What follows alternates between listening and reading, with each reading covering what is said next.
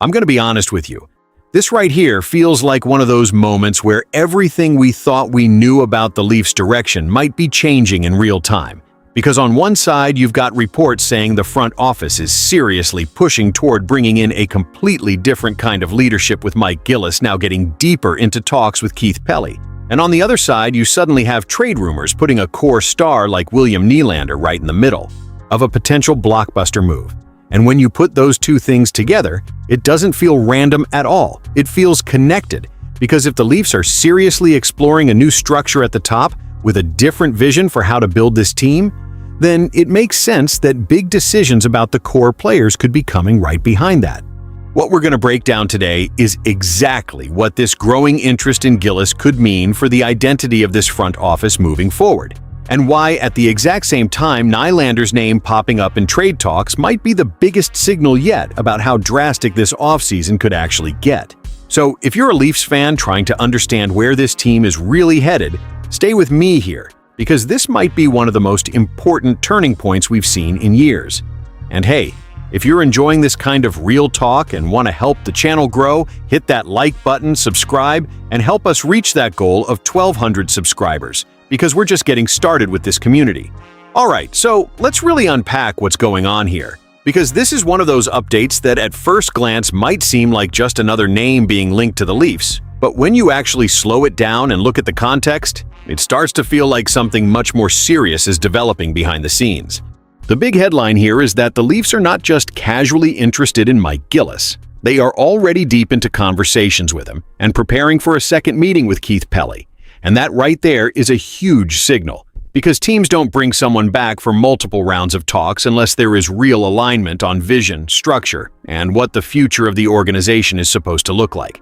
And when you connect that with everything we've been hearing lately about the Leafs wanting a more data-centric approach, it actually makes a lot of sense why Gillis is gaining so much traction, because even though he hasn't been in a top NHL role for over a decade, this is someone who, back in Vancouver, was already thinking ahead of his time, blending traditional hockey decisions with analytics, sports science, and a broader organizational strategy that almost got that team to a Stanley. But at the same time, and this is where it gets really interesting from a fan perspective, there's also that natural hesitation, because you're talking about bringing in someone who hasn't been in the day-to-day NHL grind for years, and in a market like Toronto, where everything moves fast and the pressure is constant, that's not a small risk. That's a massive bet on vision over recent experience. Now, another layer that really stands out here is the role itself. Because it doesn't sound like this is just about filling a traditional GM position, it feels like the Leafs might be trying to rebuild that top layer of leadership that they've been missing since Brendan Shanahan's departure,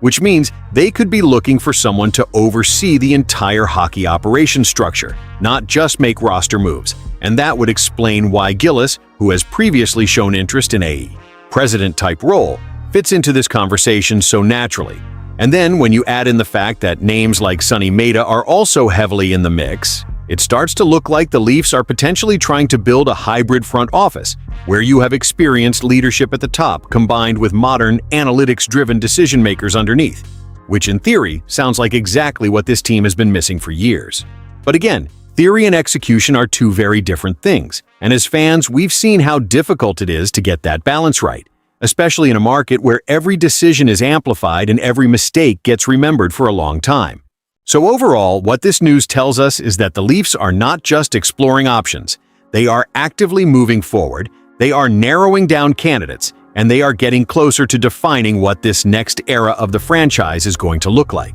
which makes this one of the most important stretches this organization has faced in a long time. And the reason this becomes even more intense is because while all of this is happening at the front office level, while decisions are being made about leadership, structure, and philosophy, there are also rumblings starting to build around the roster itself, and not just small tweaks, but the kind of moves that could completely change the identity of this team if they actually happen. And that's where things start to get really uncomfortable for a lot of fans. Now, this is where things go from interesting to, honestly, a little uncomfortable as a fan. Because the second you start hearing William Nylander's name being thrown into serious trade conversations, especially in the context of a potential deal with the Seattle Kraken, you realize that this is no longer just about small adjustments or filling gaps, This is about the possibility of the Leafs making a move that would completely reshape the identity of this team. What's being reported here is not just a casual rumor, it's a full hypothetical framework of a blockbuster trade,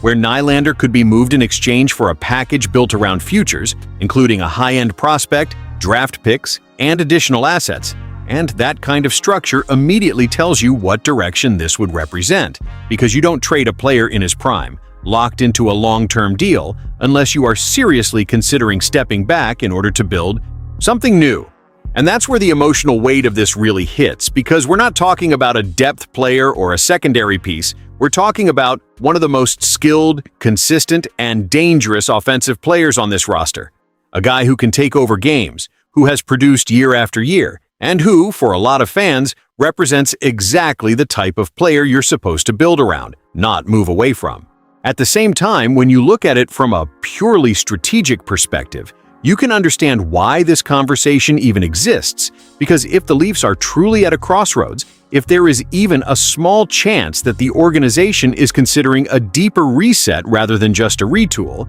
then a player like Nylander becomes one of your most valuable trade chips, someone who can bring back the kind of return that accelerates a rebuild almost overnight. But even then, it's not that simple, because Nylander has a full no-move clause, which means that none of this even gets off the ground unless he is on board with the idea. And that adds another layer of complexity, because now it's not just about what the front office wants, it's about how the player sees the direction of the team and whether he believes in what's being built or feels the need to go somewhere else to compete. And when you shift to the Seattle side of things, it's easy to see why they would be interested, because adding a player like Nylander instantly changes the ceiling of that team, giving them a legitimate star who can produce at an elite level and bring a different kind of offensive threat that they've been missing, which is exactly why they would even consider giving up a package centered around young assets and future picks. But for Toronto, this is where the real risk comes in, because trading proven elite talent for potential is always a gamble, no matter how promising the return looks on paper. And in a market like this, where fans have already been through years of ups and downs, that's a move that would be heavily scrutinized from day one. And this is exactly why, when you connect this news with everything we talked about earlier regarding the front office and the growing interest in someone like Mike Gillis, it starts to feel like these are not separate stories, but two parts of the same bigger picture. Because if the Leafs are seriously considering a new leadership structure, a new philosophy, and a more data-driven approach, then it makes sense that those decisions could lead to bold, even shocking moves at the roster level. Taken together, what these two updates really reveal is that the Maple Leafs are standing at a defining moment, where they have to decide whether to double down on their current core and try to fix the pieces around it, or whether they are willing to make the kind of difficult decisions that come with reshaping the team from the inside out. And that's not a small choice. That's the kind of decision that defines an entire era. As a fan, that leaves you in that space between hope and concern, because there is a part of you that wants to believe that bold moves could finally break the cycle and lead to something better.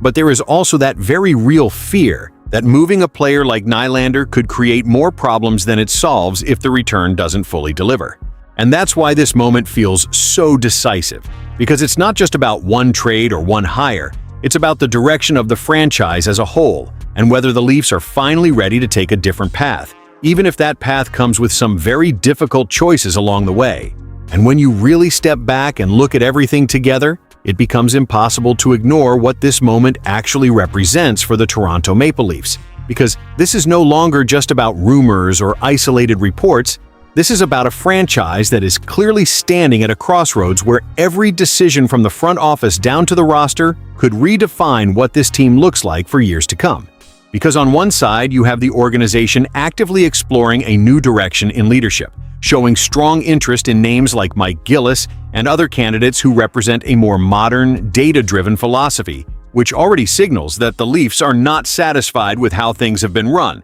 and are seriously considering a structural shift in how decisions are made at the highest level. And on the other side, you have the possibility of moving a core player like William Nylander, which, whether it happens or not, tells you that nothing is completely off the table anymore. And that alone should make every fan pay attention, because teams that are fully committed to their core don't entertain conversations like that unless they are at least thinking about a much bigger transformation. So when you connect these two things, the leadership changes and the potential roster shakeups, what it really reveals is that this is a decisive moment, not a comfortable one, not a safe one, but the kind of moment where bold decisions can either finally push this team forward or set them back even further if they're not handled the right way. And as a fan, you can't help but feel that mix of emotions, because there is still hope that a smarter structure, better decision-making, and maybe even a fresh approach could unlock something that we haven't seen yet from this group. But at the same time, there is that very real concern that if they get this wrong, if they move the wrong pieces or misread the direction, it could cost them years. So this isn't just another off-season storyline. This is one of those turning points where everything feels like it matters more, where every move is going to be analyzed, questioned, and remembered, and where the front office is going to have to prove that they truly understand what this team needs to finally take the next step. And now, I really want to hear from you, because this is one of those situations where every fan sees it a little differently. So, tell me down in the comments,